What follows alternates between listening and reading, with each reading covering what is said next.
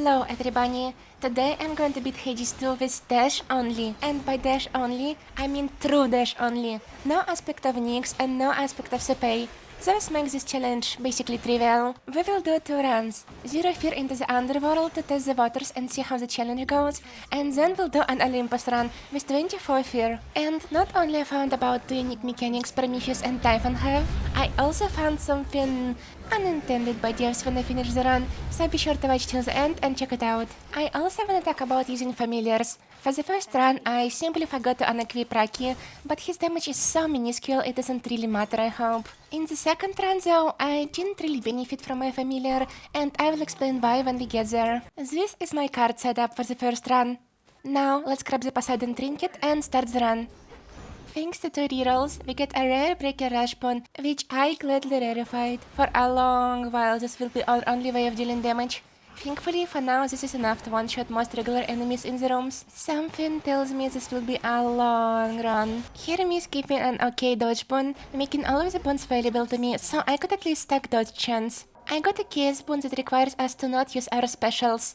Joke's on you, I literally can't. The second god I decided to pursue this run was Ares. Thanks to his duo boon with Poseidon, giving you a 25% chance to get another red flute wave when you use your Poseidon strikes. Don't tell this to little left. She doesn't know yet that the dash splash effect does not count for this duo boon, making it worthless. I fought this annoying mini-boss and lost quite a bit of HP, but that's alright I guess. From Ares, I got Vicious Strike. I'm not gonna use it, I only got it for the duo boon. For my second Chaos boon, I got one that makes me take damage whenever I use Omega attacks. Dude, this challenge seems like a cakewalk so far. Also, for some reason, my dash was sometimes dealing triple damage to enemies. I'm not sure why that happened, since I don't have any boons from Artemis or her trinket. Maybe that's some Poseidon mechanic I don't know about. I visited Arachne, killed some enemies in a super annoying way, and then got a bunch of armor.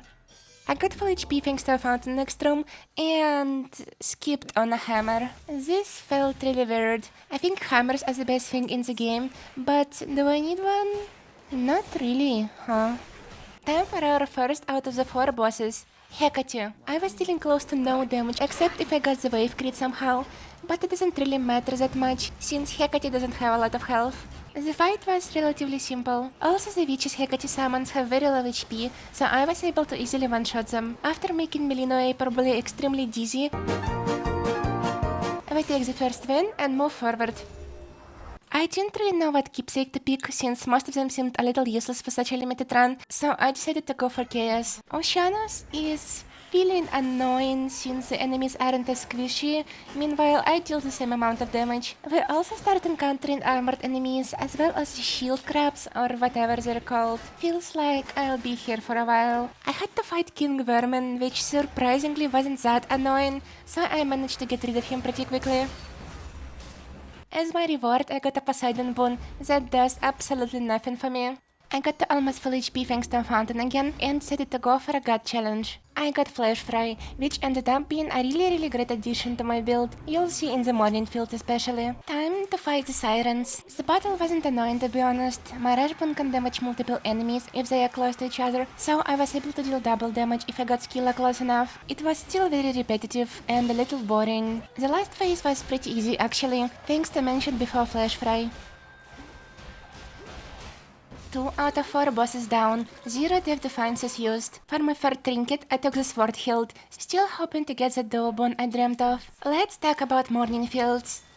It's terrible. It's by far the worst stage in the run. I still barely have any damage at all, meanwhile there's much more enemies with much more health. I really can't put the dreadful experience of bashing my head against these fat yellow fucks into words. I'll just show you a full encounter against them.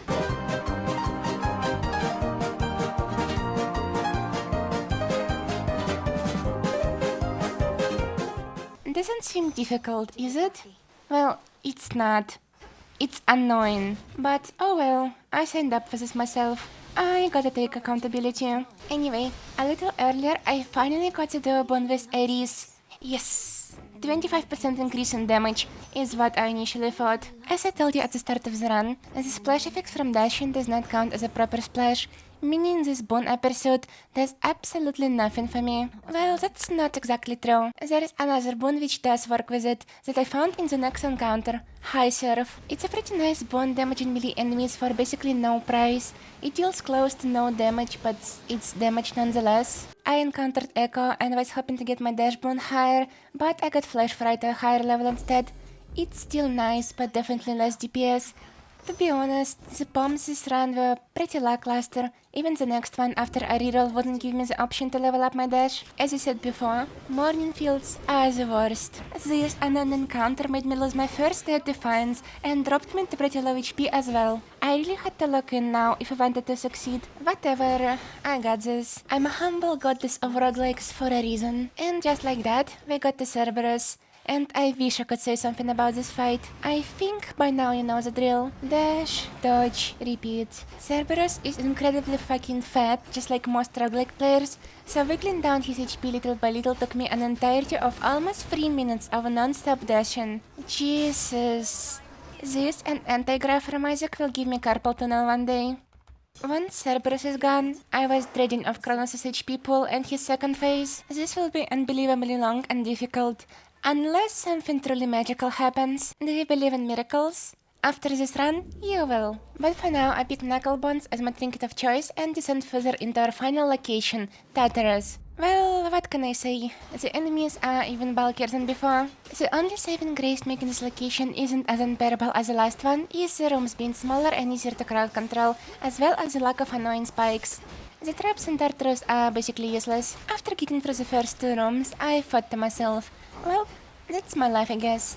Dashing into the enemies until their bones break or they take pity on me. I was ready for Kronos to take like twice as long as Cerberus, but to my surprise someone very important came into the most goated clutch. Hades got me Gaigara's dash. A powerful attack every time you dash is absolutely huge. It only deals less than a third of our dash damage, but oh my god, it adds up so much. It's also very huge, making it a lot easier hitting multiple enemies and improving our DPS by almost a half. I wish I didn't get it 4 rooms before the run ends, of course, but we play with the hand we've been dealt. I didn't even get an option to go into my rooms, so I very soon arrived at the final shop. Replenished my Dev Defiance, got some HP, and our penultimate bone of the run. And what a bone it was! King Tide!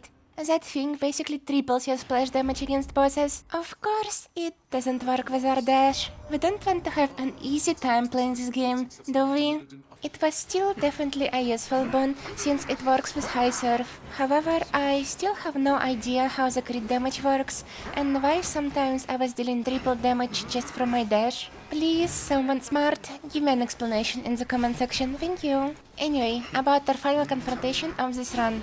The bones from Hades and Poseidon helped me so much, I cut his first phase down literally in half the time it took me to destroy Cerberus. Phase 2 was honestly a lot more difficult, mostly because of the orbitals Kronos would occasionally spawn, making me choose between trading hits or dealing no damage at all. Since I need to be close to Kronos and he likes to zone a lot and deny space, I was having trouble with my DPS. An unlucky scythe cut my Dev Defiance, but it was too late at this point. I dashed my way into victory and vanquished the threat to the underworld.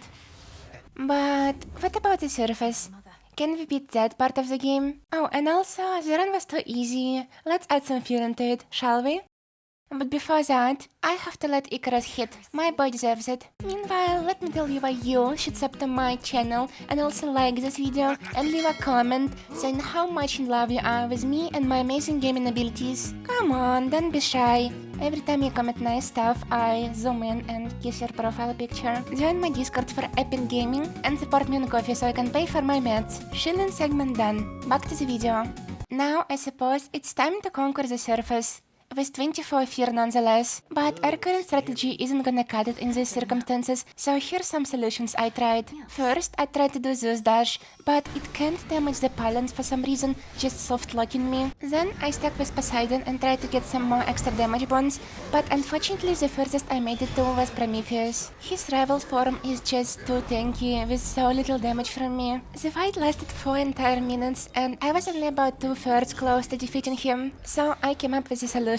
Investing into HP. I think if I get tanky enough myself, as well as go with strength instead of Dev Defiances, I will both deal more damage and take less of it. This is the card setup I had. and here are the vows I activated. For my familiar, I took Farina's for extra health, and for my weapon, I actually chose the X, aspect of Melina specifically, for another 50 extra HP. The run didn't even start yet, and I'm already pretty bulky. Alright, let's actually ascend now. I got the Breaker Rush Bone again and re-refined it, just like the last time. I also immediately got to level it up with a Pom. In Ephira, I got some HP and found C-Star, an incredibly important boon to this run, and to show you why, I will include every single time Poseidon gave me extra HP. It gets ridiculous. I mean, here, literally the next room. Instead of just 50 HP, I get an entire 100. From Aphrodite, I got Spiritual Affirmation, giving me even more health. I got Stutter Dash, allowing me to dash more frequently.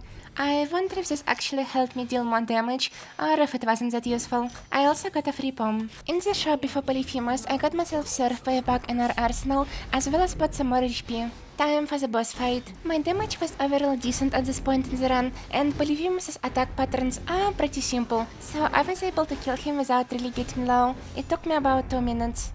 Since we're running without Death Defiances, I took Athena's keepsake to hopefully get a Divine Dash, which I actually did find after a reroll. Also another C-Star proc right here. After that, I got Glamorous again, meaning I get to make the enemies around me weak and take even less damage to my enormous HP pool. I'm at Cersei, and I think I should have committed to the beat and got even more health, but I chose to go with upgrading 2 random Arcana cards. It was a nice pull for a regular run, but I don't think it will be much use for me in a dash-only scenario. Yet another C-Star proc, as well as an encounter with Icarus, who gracefully gave me some armor. It would usually be a lot, but with my current health, it's barely anything. And, you guessed it, another C-Star proc and a health up. Now, time's to fight Strife Incarnate.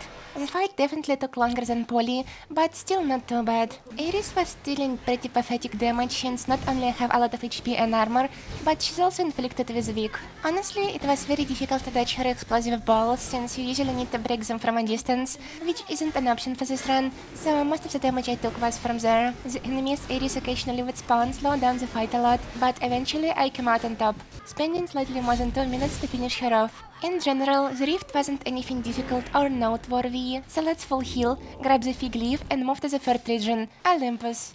As usual, the enemies become even fatter, the mood becomes even more desperate, and I become even more depressed about the things I'm doing with my life. I really don't have anything to tell you about this location, it's just more boring button mashing. Nothing interesting happened. I didn't get the C-Star proc on HP, I didn't find any bones that would matter, and I didn't encounter anyone important. Can we just move to Prometheus? The fight lasted for 3 minutes, I took about 300 damage, and I cut my lifespan by 3 weeks. Now, here's the mechanic I promised to mention. Turns out Prometheus can only dodge actual attacks. Throughout the entire fight, he hasn't used his cool dodge thingy a single time. I guess me suddenly stabbing him with a knife is far more predictable than running into him with a giant water wave in front of me. I mean, no complaining there. I don't want the fight to be even longer. Now, the final location of this video, the summit. And it does deserve to be our last place of interest. The most health, the most damage, and the most annoying attack patterns. Also, if you've been paying attention, you've noticed that I haven't fought a single mini-boss yet. Well, that's about to change. The summit forces you to fight 2 mini-bosses no matter what. Thankfully, the RNG was merciful towards its most loyal girl boss, so I got the easiest ones in my path. First were the twins, which were pretty easy to take down, since I was dealing double damage if they were standing close to each other. The fight wasn't pleasant, of course, especially considering the Shadow Servant, but it wasn't that annoying either. As a reward, I got myself a bunch of shields for 7 seconds whenever I enter a new room. The next mini-boss was Eye of Typhon, which was a lot more annoying to fight because I have close to no range. I took around 200 damage in this room alone, but at least I got some bombs for my dashbone, so I'm satisfied. And guess who comes in clutch once more? Our Uncle Poseidon. Sadly, it didn't land an order this time. Before going in for the final confrontation, I had almost 800 HP, as well as some armor. I took 30% less damage, and my Typhon weak was my gain. let's see how much HP I end up losing in this fight. There was absolutely no way in hell I could defeat the X-Typhon spawn in time. This is when I found the second interesting mechanic on this run. Apparently, if you don't defeat the enemies spawned in time, Typhon kinda stops giving us shit and just continues attacking you like usual. This happened during his second summon as well. During the last phase, I lost about half of my entire HP bar just from how much Typhon was spamming random shit I couldn't be bothered to dodge. Until finally, with the final dash, I disposed of this monstrosity. Here's the final cool thing I found. One of the biggest sources of my damage during this run was a Finna Rush projectile. Something tells me that part was not intended. And, by the way, I had 133 HP left after this fight. If you take bonuses from Freeness and the axe away, which is extra 90 HP, I would still be standing, meaning that the bonuses I took didn't end up mattering. So, I will call this a success. A true dash-only run. Thank you for watching. Check out more of my videos and be prepared for extra content very soon. And as always, have a good night.